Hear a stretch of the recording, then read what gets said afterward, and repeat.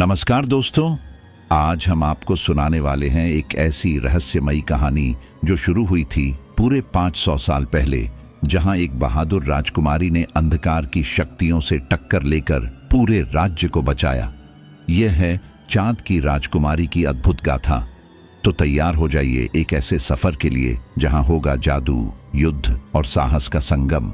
अगर आपको हमारी यह कहानी पसंद आए तो लाइक करना मत भूलना, अपने दोस्तों के साथ शेयर जरूर करना और ऐसी ही शानदार कहानियां सबसे पहले सुनने के लिए चैनल को सब्सक्राइब कर लीजिए। चलिए अब चलते हैं समय के पहियों को 500 साल पीछे और सुनते हैं चांद की राजकुमारी की दास्तान। 500 साल पहले चंद्रगढ़ साम्राज्य की धरती पर वसंत का मौसम था।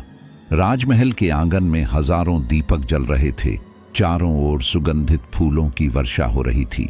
महल के श्वेत संगमरमर पर चांदनी उतरकर उसे और भी दिव्य बना रही थी। राजमहल के भीतर महारानी सुरेखा प्रसव पीड़ा में थी। पूरा महल प्रतीक्षा में था। सेनापति, मंत्री, रानियां, दासियां और प्रजा तक सांस रोके खड़े थे कि राजवंश को कौन सा उत्तराधिकारी मिलेगा। अचानक भीतर से शिशु के रोने की आवाज गूंजी। दासियों ने प्रसन्न होकर घोषणा की, बधाई हो, राजकुमारी ने जन्म लिया है। महाराज विक्रम ने जैसे ही अपनी पुत्री को गोद में लिया, उसी क्षण आकाश में एक चमकीला तारा टूटा और पूरा महल उसके प्रकाश से नहा गया। ज्योतिषाचार्य ने तुरंत हाथ जोड़कर कहा, महाराज, यह साधारण कन्या नहीं है, इसका जन्म चंद्र तारे की छाया में हुआ है। यह राजकुमारी पूरे राज्य का भाग्य बदलेगी, पर इसके जीवन में एक बड़ी परीक्षा अवश्य आएगी। महाराज ने अपनी कन्या का नाम रखा चंद्रलेखा। उसका चेहरा चांद की तरह उज्जवल था और आंखों में ऐसी चमक मानो दूर दराज का आसमान भी उनमें झलक रहा हो। जन्म की उस रात पूरा राज्य झूम उठा। नगाड़े बजने लगे, बाजे गूंजने लगे और हर गली मोहल्ले में दीप जलाए गए। लोग कहने लगे, हमारे राज्य में चांद उतर आया है। राजकुमारी चंद्रलेखा धीरे धीरे बड़ी होने लगी। उसका बचपन राजमहल की ऊंची ऊंची दीवारों और सुंदर बाग बगीचों में बीता। महल के आंगन में लगे कदम्ब और आम के पेड़ों के नीचे वह खेला करती थी, लेकिन वह साधारण बच्चों की तरह गुड़ियों और खेल खिलौनों में रमने वाली नहीं थी। उसकी आंखों में हमेशा कुछ जानने और समझने की चमक रहती। जब उसकी सहेलियां पंखों वाले झूलों पर झूलती, तब वह राजमहल के ग्रंथालय में जाकर कहानियां और इतिहास सुना करती। उसके भीतर जिज्ञासा और साहस दोनों ही साथ साथ बढ़ रहे थे। महाराज विक्रम ने जल्दी ही यह समझ लिया कि उनकी पुत्री केवल राजसी सुखों में पलने वाली नहीं है। उन्होंने उसे धनुष बाण, तलवार और घुड़सवारी की शिक्षा दिलानी शुरू कर दी। सुबह होते ही राजकुमारी सोने के महल से निकलकर अभ्यास स्थल पर पहुंच जाती। पहले वह छोटी सी धनुष खींचती और हंसते हंसते निशाने से चूक जाती, लेकिन धीरे धीरे उसकी एकाग्रता और शक्ति बढ़ने लगी।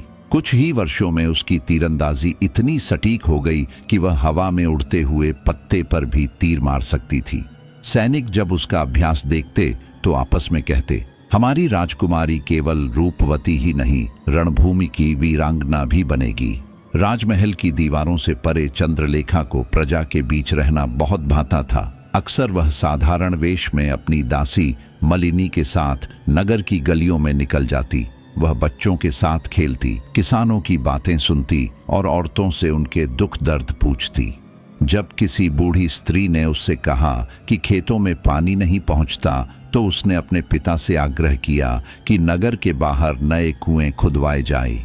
धीरे धीरे प्रजा ने उसे केवल राजकुमारी ही नहीं बल्कि अपनी बेटी मानना शुरू कर दिया। लेकिन उसके बचपन में सबसे रहस्यमयी बात उसकी चांद से लगाव थी। जब भी पूर्णिमा की रात होती, चंद्रलेखा घंटों महल की छत पर बैठकर चांद को निहारा करती। उसकी आंखों में अजीब सी चमक आ जाती, जैसे वह उस उजाले से कोई संवाद कर रही हो। महल के लोग आपस में कानाफूसी करते, यह कन्या सचमुच चांद की संतान लगती है, इसके जीवन में कोई बड़ा रहस्य छिपा है। एक दिन ऐसा आया जब राजकुमारी चंद्रलेखा का जीवन एक अनोखे मोड़ पर पहुंच गया। वह गर्मियों की एक रात थी। महल के आंगन में चमेली और रातरानी की खुशबू बिखरी हुई थी। आकाश एकदम निर्मल था और उसमें पूरा चांद अपने पूरे वैभव से चमक रहा था। दिन भर अभ्यास और नगर भ्रमण से थकी हुई चंद्रलेखा अपने विशाल कक्ष में सोई हुई थी। उसके कमरे की दीवारों पर सोने की नक्काशी थी और खिड़की से आती चांदनी उसके चेहरे पर पड़ रही थी। जैसे ही उसकी आंखें गहरी नींद में डूबीं, अचानक उसने एक अद्भुत दृश्य देखना शुरू किया।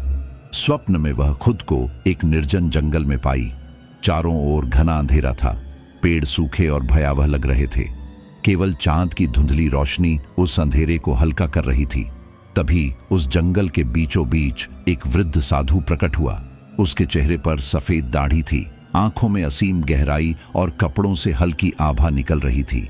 साधु ने उसे देखकर गंभीर स्वर में कहा, राजकुमारी, तुम्हें चुना गया है। 500 वर्षों में एक बार जो अंधकार उठता है वही अब फिर से जाग रहा है। यह राज्य ही नहीं, पूरी धरती पर छा जाएगा।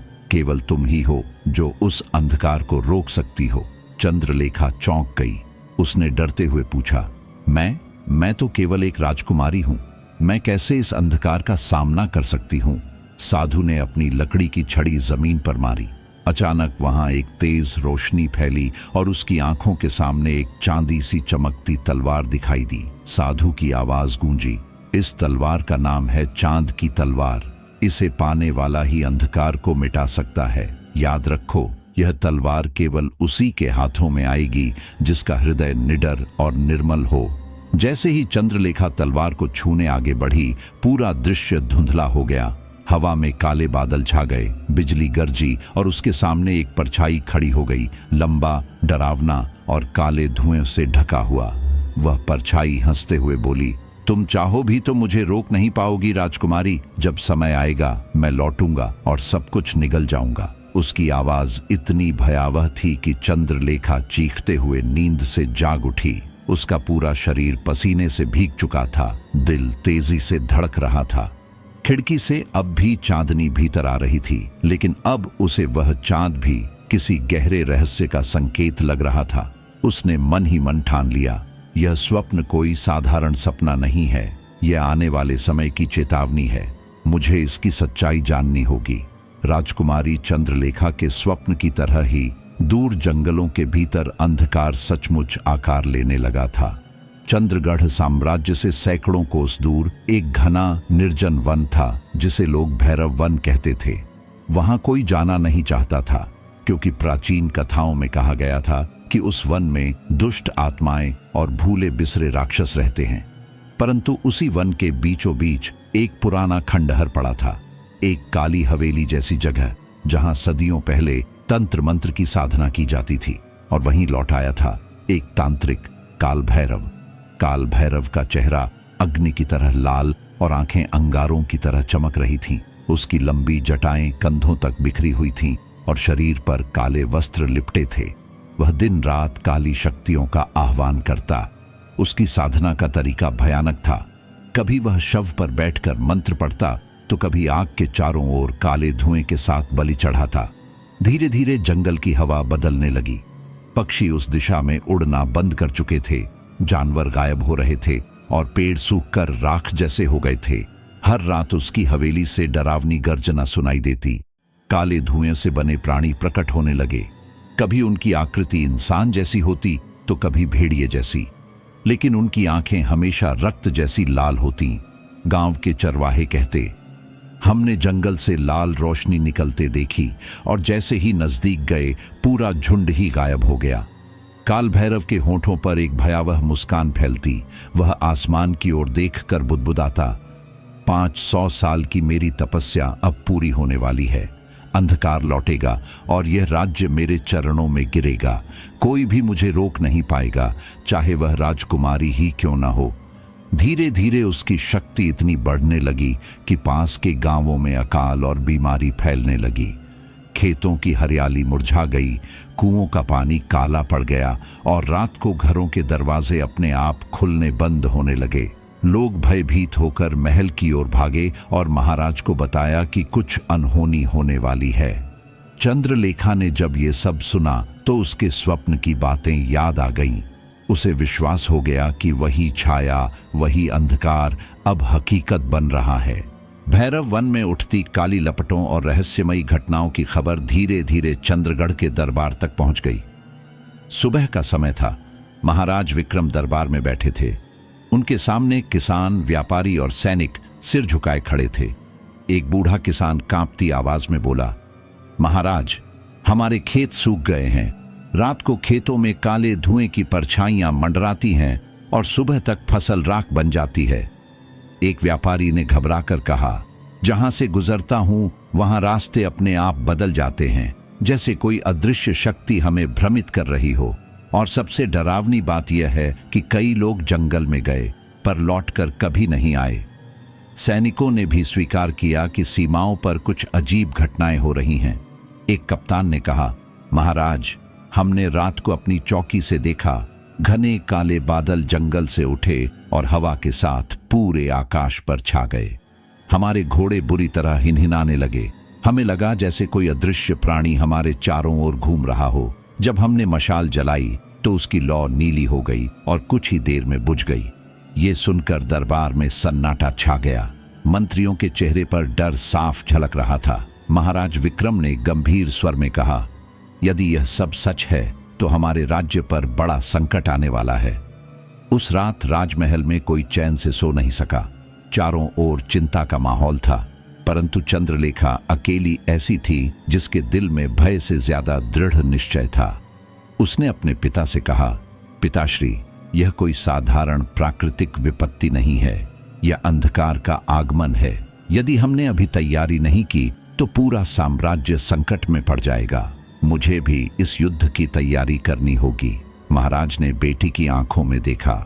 उनमें निडरता थी, वही निडरता जिसने बचपन में उसे साधारण राजकुमारी से अलग बना दिया था। महाराज ने धीरे से सिर हिलाया और कहा, यदि यही समय है तो हमें अपने सैनिकों को तैयार करना होगा और तुम्हें भी चंद्रलेखा अब तक की सबसे बड़ी परीक्षा के लिए कमर कसनी होगी। सारे राज्य में नगाड़े बज उठे। सैनिकों को हथियार तेज करने और किले की सुरक्षा मजबूत करने का आदेश दिया गया। लोग समझ गए, युद्ध की आहट अब स्पष्ट सुनाई दे रही थी। युद्ध की आहट चारों ओर फैल चुकी थी। सैनिक अपनी तैयारी में लगे थे, लेकिन राजकुमारी चंद्रलेखा के मन में एक ही सवाल गूंज रहा था, क्या मैं सचमुच उस अंधकार का सामना कर पाऊंगी? उसका मन बेचैन था। उसी बेचैनी में वह एक शाम अकेली महल की छत पर बैठी थी। दूर क्षितिज पर डूबता सूरज लालिमा फैला रहा था और अचानक उसकी आंखों के सामने वही सपना तैरने लगा। वह साधु, वह चांद की तलवार और अंधकार की छाया। चंद्रलेखा समझ गई कि उत्तर महल की दीवारों में नहीं, बल्कि उस साधु के पास है। अगली सुबह वह बिना किसी को बताए अपनी विश्वस्त दासी मलिनी और मित्र वीरेंद्र के साथ महल से निकल पड़ी। तीनों घोड़ों पर सवार होकर घने जंगलों की ओर बढ़े। पेड़ों के बीच से आती ठंडी हवा और पक्षियों की चहचहाहट उन्हें साहस दे रही थी। कई दिनों की यात्रा के बाद वे एक पवित्र नदी के तट पर पहुंचे, जहां साधु अक्सर तपस्या करते थे। वहां हवा एकदम शांत थी, मानो पूरा वातावरण किसी रहस्य की प्रतीक्षा कर रहा हो। अचानक नदी के किनारे धुआं उठा और वही वृद्ध साधु प्रकट हुए जिन्हें चंद्रलेखा ने अपने स्वप्न में देखा था। उनके वस्त्र गेरुए रंग के थे, शरीर पर भस्म लगी थी और आंखों से दिव्य तेज निकल रहा था। वे चंद्रलेखा की ओर देखकर बोले, आ गई तुम राजकुमारी। मैं जानता था कि जब अंधकार उठेगा तब तुम्हारा हृदय तुम्हें यहाँ खींच लाएगा। चंद्रलेखा ने घुटनों पर झुककर प्रणाम किया और बोली, गुरुवर, मेरे स्वप्न में आपने जो कहा था, क्या वह सब सत्य है? क्या सचमुच मैं उस अंधकार को रोक सकती हूँ? साधु ने गंभीरता से कहा, हाँ राजकुमारी, तुम्हारा जन्म ही इसी उद्देश्य से हुआ है। परंतु अकेले साहस से अंधकार नहीं मिटता। तुम्हें चाहिए चांद की तलवार, वह दिव्य शस्त्र जो सदियों से केवल एक सच्चे हृदय वाले योद्धा की प्रतीक्षा कर रहा है। वीरेंद्र ने आश्चर्य से पूछा, गुरुवर, यह तलवार कहाँ मिलेगी? साधु ने आकाश की ओर इशारा करते हुए कहा, उत्तर पर्वत की गुफाओं में। वहां चांदनी की किरणें हर पूर्णिमा पर उतरती हैं और उसी रोशनी में तलवार चमकती है। पर सावधान, उस गुफा तक पहुंचना आसान नहीं है। तुम्हारी परीक्षा होगी, साहस की, करुणा की और सत्य की। केवल वही इन्हें पार करेगा। जिसका मन निर्मल है। साधु ने चंद्रलेखा के माथे पर हाथ रखकर आशीर्वाद दिया। उनके स्पर्श से मानो राजकुमारी के भीतर नई ऊर्जा जाग उठी। साधु बोले, अब समय कम है, काल भैरव की शक्तियां दिन प्रतिदिन बढ़ रही हैं। यदि तुमने तलवार न पाई तो राज्य अंधकार में डूब जाएगा। चंद्रलेखा ने अपनी मुट्ठी भींचकर संकल्प लिया, मैं हार नहीं मानूंगी, चाहे कितनी भी कठिनाई आए, मैं उस तलवार को अवश्य प्राप्त करूंगी और अपने राज्य की रक्षा करूंगी। साधु से आशीर्वाद लेकर राजकुमारी चंद्रलेखा, वीरेंद्र और मल्लिनी ने तलवार की खोज का कठिन सफर शुरू किया। उनके सामने फैले थे उत्तर पर्वत, आसमान को छूती हुई बर्फीली चोटियां, जिनके नीचे गहरी खाइयां और घने जंगल फैले हुए थे। वहां तक पहुंचने का रास्ता आसान नहीं था। कभी संकरी पगडंडियां थीं तो कभी बहती हुई तेज नदियां रास्ता रोक लेती, लेकिन चंद्रलेखा का निश्चय अटल था। वह जानती थी कि यह यात्रा केवल तलवार पाने की नहीं, बल्कि खुद को साबित करने की भी थी। पहली परीक्षा उन्हें एक विशाल नदी के किनारे मिली। नदी का जल भयानक वेग से बह रहा था। नाव का कोई साधन नहीं था। वीरेंद्र ने कहा, राजकुमारी, इस धारा को पार करना जानलेवा हो सकता है, हमें दूसरा रास्ता खोजना चाहिए। लेकिन चंद्रलेखा ने शांत स्वर में कहा, नहीं वीरेंद्र, जीवन में हर मुश्किल का दूसरा रास्ता नहीं होता। कभी कभी हमें सीधे चुनौती का सामना करना पड़ता है। उसने लताओं से एक मजबूत रस्सी बनाई और उसे नदी के उस पार खड़े एक विशाल पेड़ से बांधने में कामयाबी पाई। एक एक करके तीनों ने उस रस्सी के सहारे नदी पार की। मल्लिनी डर से कांप रही थी, पर चंद्रलेखा ने उसका हाथ पकड़कर कहा, भय को अपने ऊपर हावी मत होने दो। साहस वही है जब हम डर के बावजूद आगे बढ़ते हैं। कुछ ही देर बाद वे नदी पार कर चुके थे। जंगल की गहराई में बढ़ते हुए उन्हें दूसरी परीक्षा का सामना करना पड़ा। वहां कई भूखे जंगली जानवर थे, भेड़िए और चीते।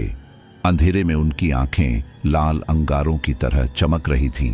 वीरेंद्र ने तलवार खींची, लेकिन चंद्रलेखा ने हाथ उठाकर उसे रोका।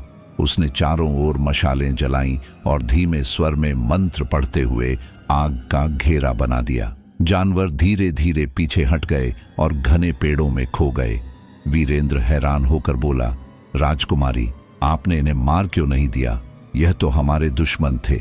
चंद्रलेखा ने गंभीरता से उत्तर दिया, ये हमारे दुश्मन नहीं, प्रकृति के प्राणी हैं। भूख ने इन्हें हिंसक बनाया है। यदि मैं इन्हें मारती तो यह करुणा की परीक्षा में हार होती।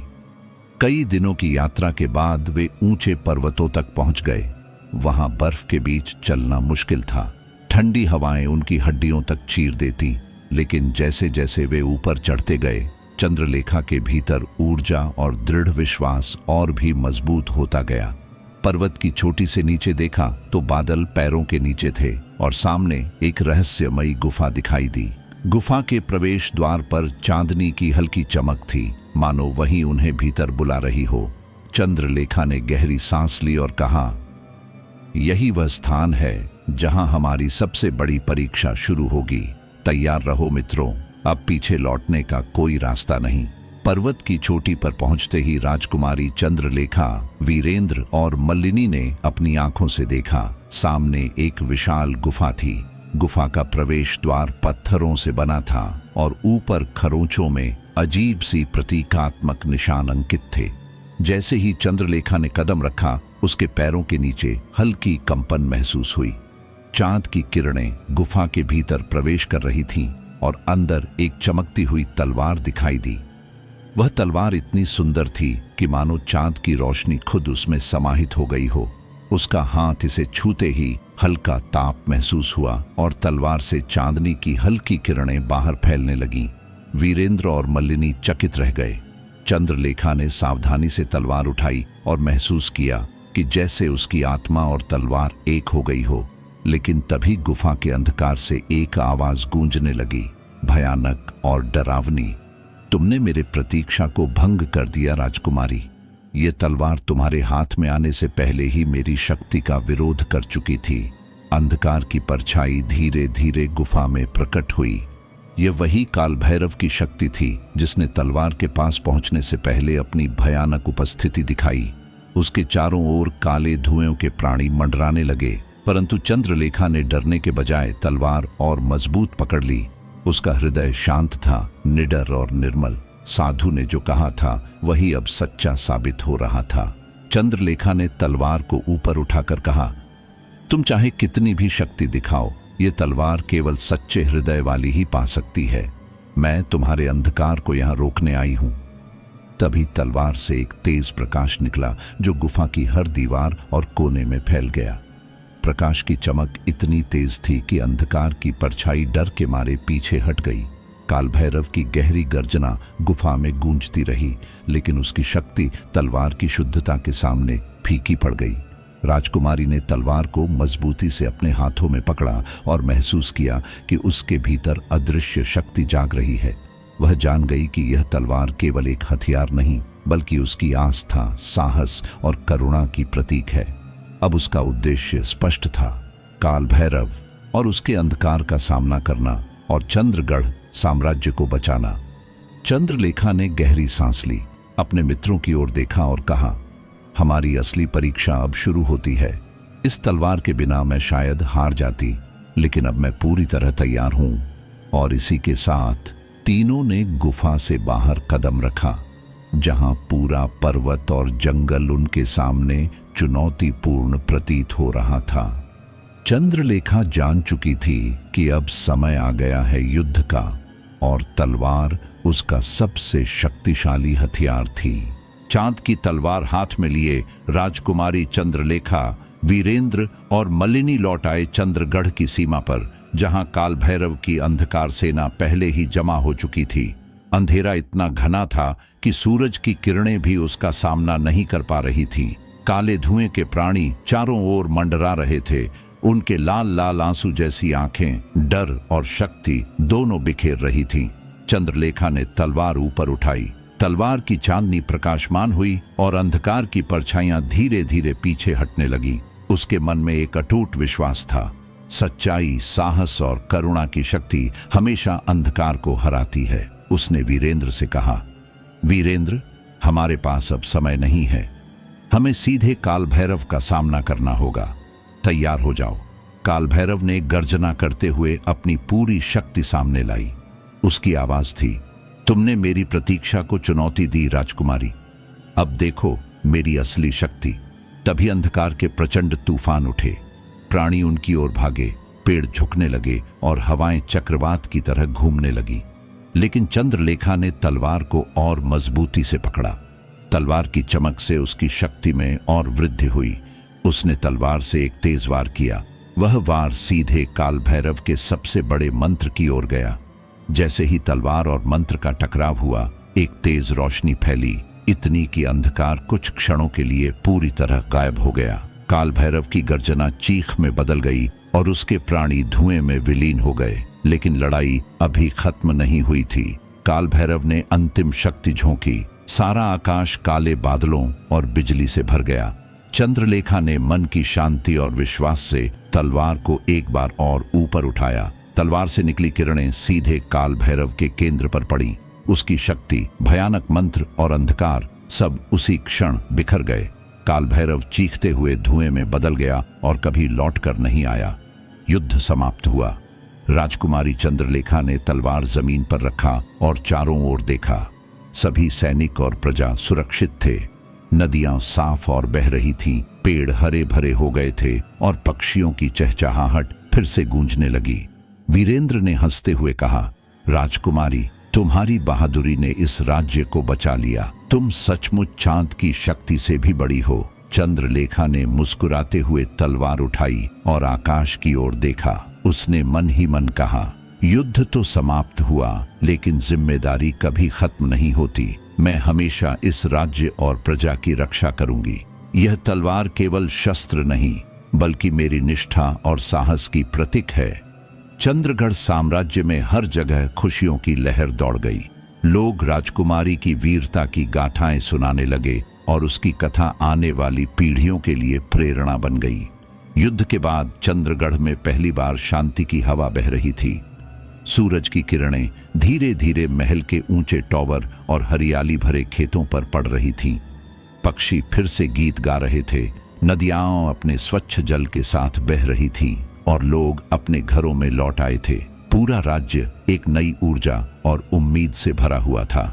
राजकुमारी चंद्रलेखा महल की बालकनी पर खड़ी थी। हाथ में चांद की तलवार थी, जो अब केवल युद्ध का हथियार नहीं बल्कि उसके साहस और करुणा का प्रतीक बन चुकी थी। उसकी आंखों में थकान तो थी, लेकिन उसकी मुस्कान में संतोष और गर्व झलक रहा था। प्रजा नीचे मैदान में जमा थी।